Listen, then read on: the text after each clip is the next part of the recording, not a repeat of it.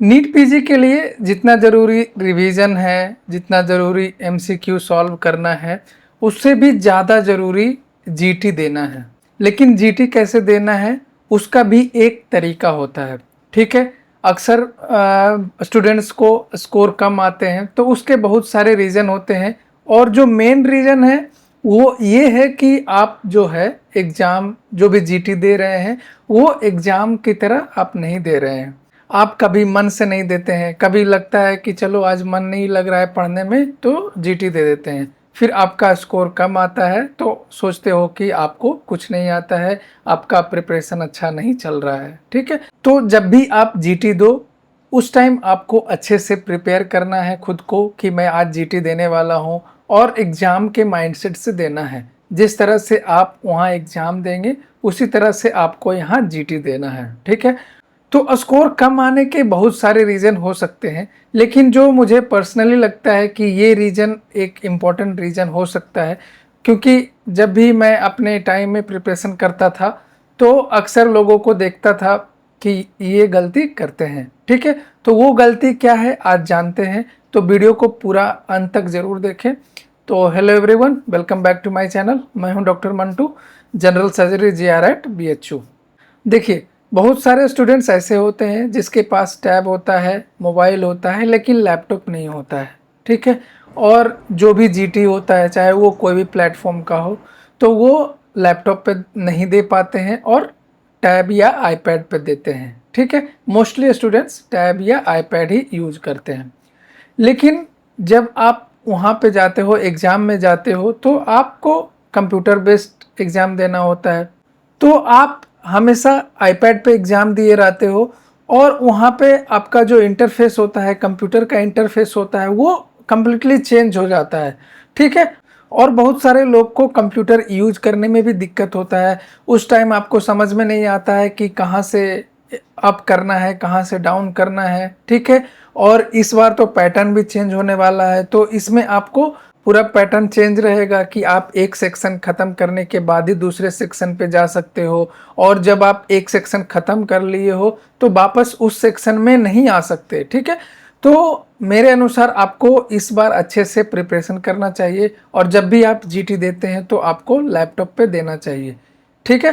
तो मैं ऐसा क्यों बोल रहा हूँ ये अभी मैं आपको दिखाता हूँ कि क्या डिफरेंस होता है जब आप आईपैड पे टेस्ट देते हो और क्या डिफरेंस होता है जब आप लैपटॉप पे टेस्ट देते हो, ठीक है। तो ये वीडियो थोड़ा लंबा होने वाला है, तो अगर आपको अच्छे से प्रिपरेशन करना है तो आप बढ़िया से देखें, अंत तक ज़रूर देखें। आपको समझ में आ जाएगा कि जीटी को कैसे अप्रोच करना चाहिए ताकि आपका रैंक इम्प्रूव हो जाए, ठीक है। मेन 3 घंटा ही होता है, जो एग्ज़ाम का 3 घंटा है वही मेन होता है। आपने साल भर क्या किया, 2 साल क्या किया, वो मैटर नहीं करता है, ठीक है। अगर आपका वो 3 घंटा खराब रहा तो सब वेस्ट हो जाता है, ठीक है। तो इसीलिए आपको वो 3 घंटे का भी अच्छे से प्रिपरेशन करना है, ठीक है। तो चलिए आपको दिखाते हैं। तो देखिए, ये रहा आईपैड और ये हमारा लैपटॉप, ठीक है। तो अब देखते हैं कि दोनों में डिफरेंस क्या होता है जब आप जीटी देते हैं तब। तो इसमें देखिए, जब हम जीटी स्टार्ट करेंगे, ठीक है, तो ये इंटरफेस आता है, ठीक है। और जब हम लैपटॉप में स्टार्ट करते हैं आपको सेम एग्जैक्ट ऐसा ही इंफॉर्मेशन आएगा, जो भी इंस्ट्रक्शन है उस वो सेम एग्जैक्ट ऐसा ही आता है वहाँ पे एग्ज़ाम देने टाइम, ठीक है। तो आपको ये सारा इन्फॉर्मेशन जब आप अभी पढ़े रहेंगे तो आपको वहाँ पे पढ़ने का ज़रूरत नहीं होगा, ठीक है। तो आप एक फ़ायदा तो ये है कि आप ये सारा इन्फॉर्मेशन अभी पढ़ सकते हैं, ठीक है। एग्जैक्ट सारा इन्फॉर्मेशन सेम रहता है क्योंकि मैं एग्ज़ाम दे चुका हूँ तो मुझे आइडिया है, ठीक है। तो ये सारे इन्फॉर्मेशन ऐसे पढ़ना होता है, फिर नेक्स्ट करना होता है, फिर आपको रेडी टू बिगिन करना होता है, ठीक है। तो अब देखिए यहाँ देखिए, सबसे पहला डिफरेंस आपको दिख रहा है ऊपर, ठीक है। Part A, part B, part C, part D and part E, ठीक है।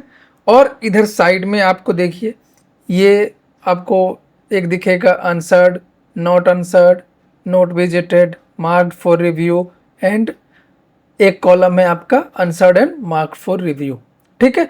तो ये सारे चीज़ आपको दोनों में डिफरेंस दिख रहे होंगे, ठीक है। ये जो आप नॉर्मल क्यू बैंक सॉल्व करते हो ऐसा दिख रहा है, ठीक है। लेकिन जब आप इस पे लैपटॉप पे देखते हो तो आपको सेम एग्जैक्ट उसी टाइप दिखता है जिस टाइप आपको एग्जाम में दिखेगा, ठीक है। और यहाँ पे आपको क्वेश्चंस दिखेंगे जितने भी आपने अटेम्प्ट किया है, ठीक है। तो ये रहा मेजर डिफरेंस, ठीक है। और बहुत सारे ऐसे माइनर डिफरेंस होते हैं जो बहुत सारे स्टूडेंट्स को पता नहीं होते हैं, ठीक है। यहाँ पे देखिए आपको टाइमर दिख रहा है, ठीक है। ये आपका टाइमर दिख रहा है जो कि पहला सेक्शन का है, ठीक है। और उसके ऊपर में आप देखेंगे एक आइकन है कैलकुलेटर का, ठीक है। तो यहाँ पे आप अपना कैलकुलेशन कर सकते हैं, जो भी डिफ़िकल्ट कैलकुलेशन होता है, ठीक है। तो ये सारे छोटे छोटे चीज़ आपको पता नहीं होता है और बाद में आप जब एग्ज़ाम देते हो तो उस टाइम पैनिक हो जाते हो। अब देखते हैं कि दोनों में क्वेश्चन अटेम्प्ट करने के बाद कैसा लगता है, ठीक है।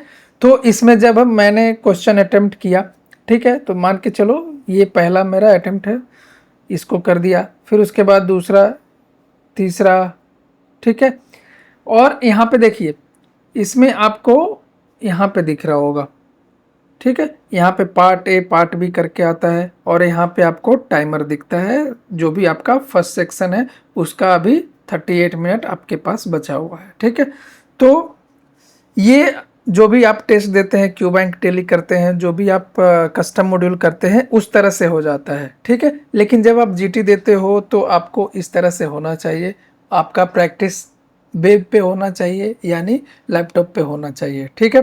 तो इसमें आपको ऐसे मार्क करना है, जो भी आपका आंसर है उसको मार्क करना है और सेव टू नेक्स्ट करना है, ठीक है। तो यहाँ पे देखिए आपका ग्रीन हो गया है, यहाँ पे ग्रीन हो गया है मतलब कि आपने एक क्वेश्चन अटेम्प्ट कर दिया, ठीक है। अगर मैं इस क्वेश्चन को सेव एंड नेक्स्ट कर दूंगा तो ये रेड रहेगा, ठीक है, मतलब आपने ये अटेम्प्ट नहीं किया है, ठीक है।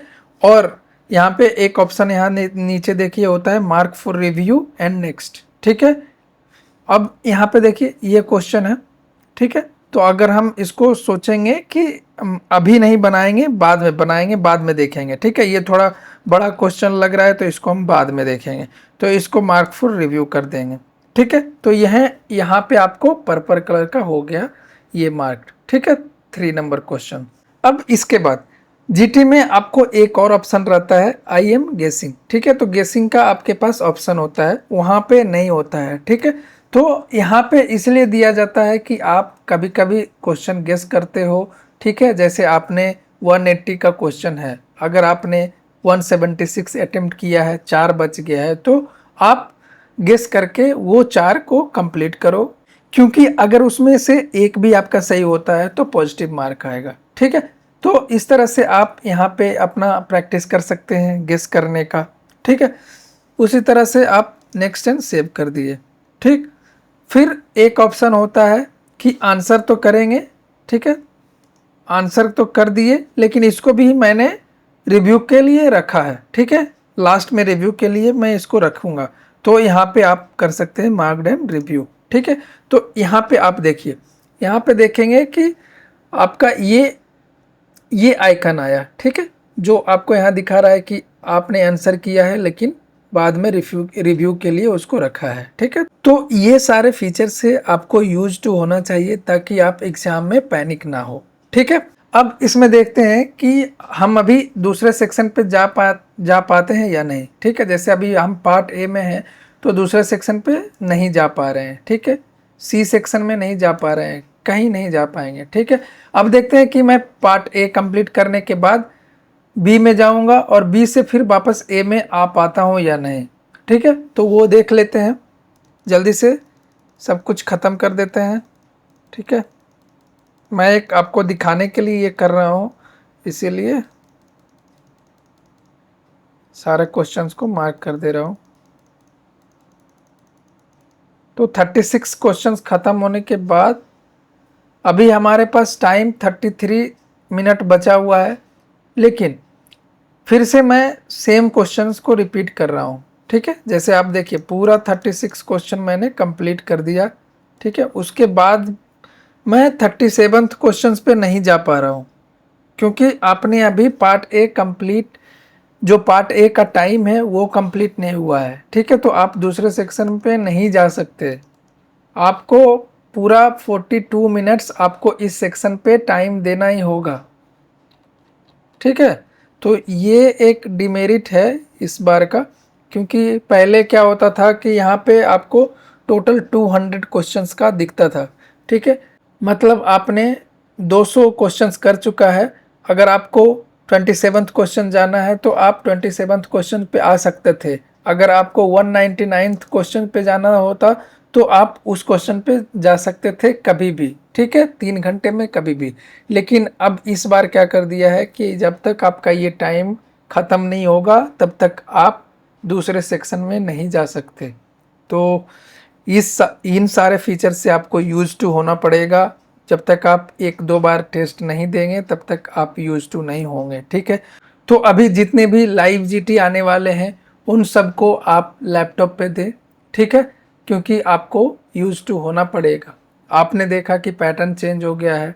तो जब आप ये सारे फीचर्स बिना जाने एग्ज़ाम देने चले जाओगे तो हो सकता है कि आपको बीच में पैनिक अटैक आने लगे और आपको समझ में ना आए कि आगे क्या करना है, ठीक है। उसके बाद आपका स्कोर भी कम आएगा, क्वेश्चंस भी गलत होने का चांस बढ़ जाता है उस टाइम, ठीक है। तो आपको ये सारे फीचर्स को जानना है, समझना है, उसके बाद ही एग्ज़ाम में जाना है, ठीक है। तो ये फीचर तो हो गया कि पार्ट ए में है तो पार्ट बी में नहीं जा सकते हैं बिना कंप्लीट किए, ठीक है। अब देखते हैं कि पार्ट ए का टाइम ख़त्म होने के बाद जब पार्ट बी में है तो पार्ट ए में आ सकते हैं या नहीं, वो भी ट्राई कर लेते हैं, ठीक है। उसके पहले टैब में भी देख लेते हैं कि आप फर्स्ट सेक्शन से सेकंड सेक्शन बिना टाइम कंप्लीट किए जा सकते हैं या नहीं, ठीक है। तो ये हमारा है थर्ड क्वेश्चन, ठीक है। अब हम स्किप करते हुए जाएंगे, स्किप करते जाएंगे, करते जाएंगे, ठीक है। हमारा 36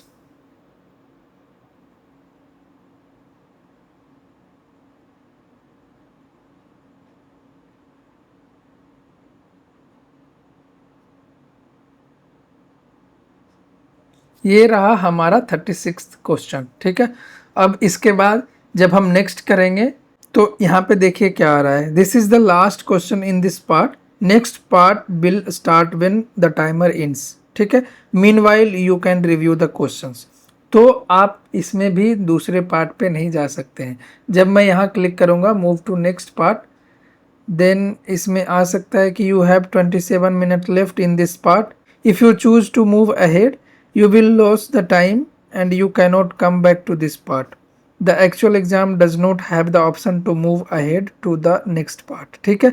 ये तो इस जीटी में ये ऑप्शन दिया जा रहा है आपको टैब में कि आप दूसरे पार्ट पे जा सकते हो, ठीक है, लेकिन आपको एक्चुअल एग्जाम में ये ऑप्शन नहीं मिलेगा, ठीक है। तो मैं इसमें ये क्लिक कर देता हूँ move to next part anyway, ठीक है। तो यहाँ पे मैं देख रहा हूँ कि जैसे ही आपने दूसरा पार्ट पे गया, ठीक है, तो आपने जो फर्स्ट पार्ट का 33 मिनट, जो 30 मिनट बचा था वो आपने लॉस्ट कर दिया, ठीक है। फिर से आपका टाइमर स्टार्ट हो गया 41 मिनट, 42 मिनट्स का टाइमर स्टार्ट हो गया, ठीक है। तो आपको 37th क्वेश्चन से आपका स्टार्ट हुआ दूसरा सेक्शन, ठीक है। तो ये ऑप्शन है टैब में, आईपैड में, लेकिन ये ऑप्शन लैपटॉप में नहीं है। मतलब ये एग्जैक्ट सिमुलेट करता है आपको मेन एग्ज़ाम जैसा, ठीक है। इसीलिए आपको हमेशा जीटी लैपटॉप में देना है। तो अब हम 27 मिनट वेट करते हैं जब तक कि ये पार्ट ख़त्म ना हो जाए, ठीक है। उसके बाद आगे का इसमें फीचर देखते हैं कि पार्ट बी से पार्ट ए आ सकते हैं या नहीं, ठीक है। हमारे साथ एक और प्रॉब्लम होता है कि सबके पास लैपटॉप नहीं होता है। हम लोग यूजी के टाइम या तो टैब खरीदते हैं या आईपैड, और लैपटॉप बहुत कम लोगों के पास होता है, और हर जीटी देने के लिए आप सबसे मांग नहीं सकते हैं, ठीक है। हर टाइम आप किसी से मांग नहीं सकते हैं, वो भी बुरा मान जाएगा। तो अगर आपके पास आईपैड है या टैब है तो आप उस पर भी वेब पे दे सकते हैं, ठीक है। मतलब आप क्रोम पे या सफारी पे आप इस तरह से जीटी दे सकते हैं, ठीक है। तो मेरा अभी लैपटॉप में 23 मिनट बचा हुआ है, जब तक ये ख़त्म होता है तब तक आपको मैं सिखाता हूँ कि आप आईपैड या टैब में कैसे एक लैपटॉप की तरह आप जीटी दे सकते हैं, ठीक है। तो सबसे पहले आपको या तो क्रोम ओपन करना है या सफारी ओपन करना है, ठीक है। उसमें आपको टेस्ट पे जाना है, टेस्ट सीरीज में जाना है, ठीक है। यहाँ पे एग्जैक्ट आपको उसी तरह दिखेगा जिस तरह आपको लैपटॉप में, ठीक है। तो यहाँ पे देखिए, यहाँ पे नीट पीजी का जो मॉक टेस्ट है वो आ रहा है, ठीक है। तो मैं यहाँ पे इसमें स्टार्ट करता हूँ, तो सेम आपको लैपटॉप जैसा ही दिख रहा होगा, ठीक है। उसी तरह से आपको इंस्ट्रक्शन पढ़ना है, नेक्स्ट करना है, यहाँ पे नन डिस्क्लोजर एग्रीमेंट देना है और रेडी करना है, ठीक है। तो यहाँ पे आपको सेम एग्जैक्ट इंटरफेस दिख रहा है, ठीक है। इसमें फ़ॉन्ट थोड़ा छोटा आ रहा है, लेकिन आप इसे सेटिंग में जाके बड़ा कर सकते हो, ठीक है। तो यहाँ पे भी आपको दिख रहा होगा part A, part B, part C, part D and part E, ठीक है।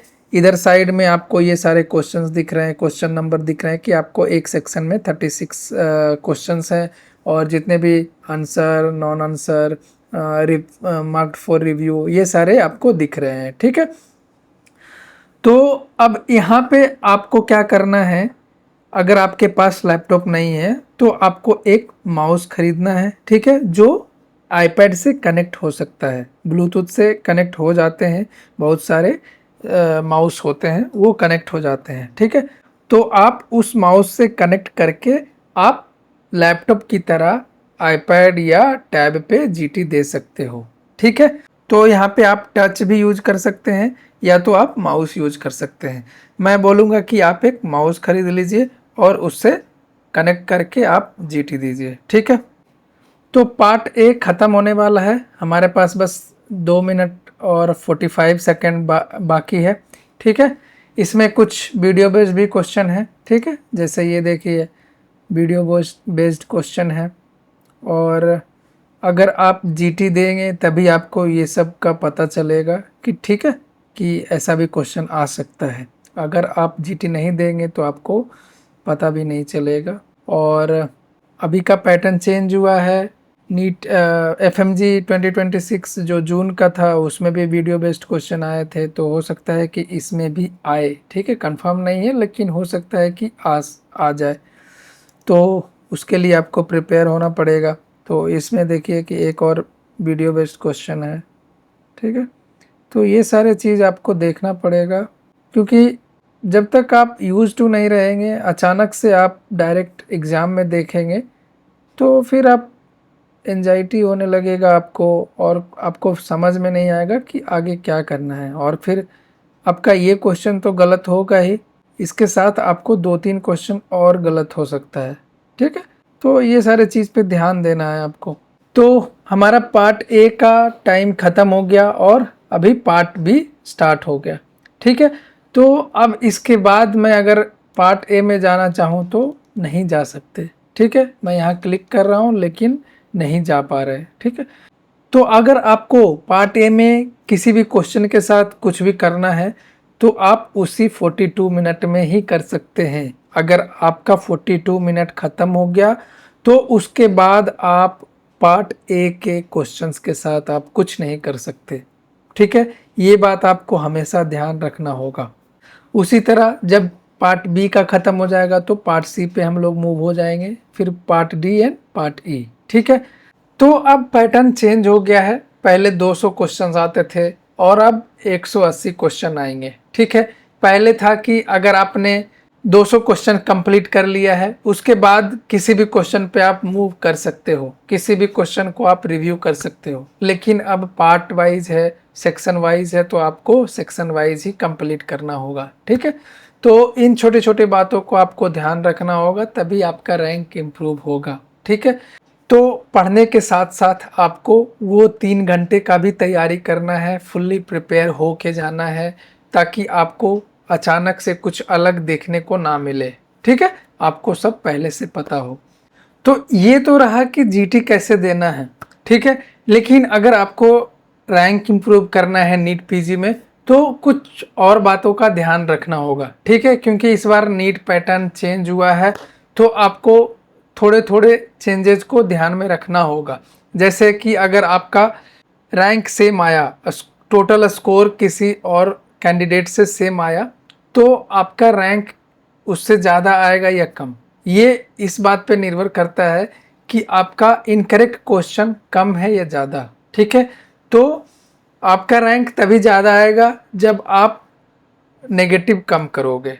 ठीक है, तो आपको इस बात पे ध्यान देना होगा कि आप कम से कम नेगेटिव करो।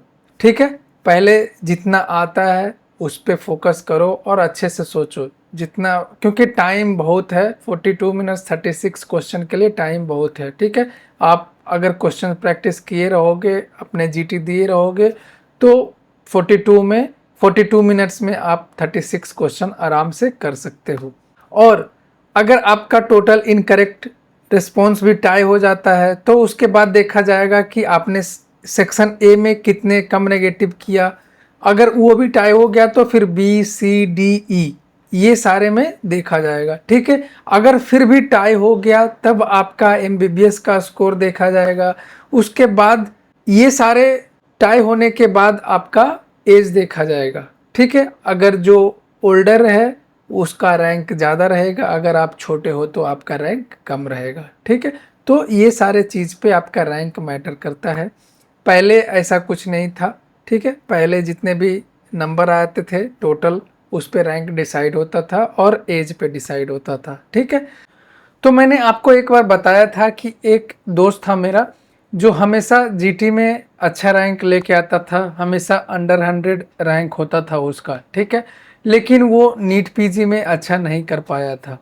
तो उसका एक मेन रीज़न ये भी था, ठीक है, कि वो हमेशा टैब या आईपैड में जीटी देता था, कभी लैपटॉप में जीटी नहीं दिया था, और वो डायरेक्ट नीट पीजी में जाके कंप्यूटर पे एग्ज़ाम दिया था। ठीक है, तो वो एग्ज़ाम के बाद आके बताया कि उसे तो कुछ कुछ दिक्कत हुआ था, जिसके कारण कि एक दो क्वेश्चंस गलत हुए थे और कुछ टाइम वेस्ट हुआ था। ठीक है, तो इसीलिए मैंने सोचा कि आपके साथ भी ऐसा ना हो, इसीलिए मैं आज ये वीडियो बना रहा हूँ ताकि आपको फ़ायदा हो और आप नीट पीजी में अच्छा कर सको। ठीक है, मेरा एक ही मोटिव है कि आप लोग नीट पीजी में अच्छा से अच्छा रैंक लेके आओ। तो आज का वीडियो इतना ही। अगर आपको ये वीडियो थोड़ा सा भी हेल्पफुल लगा है तो प्लीज़ वीडियो को लाइक कर देना, और मेरे चैनल पे अगर नए हो तो मेरे चैनल को सब्सक्राइब कर दो।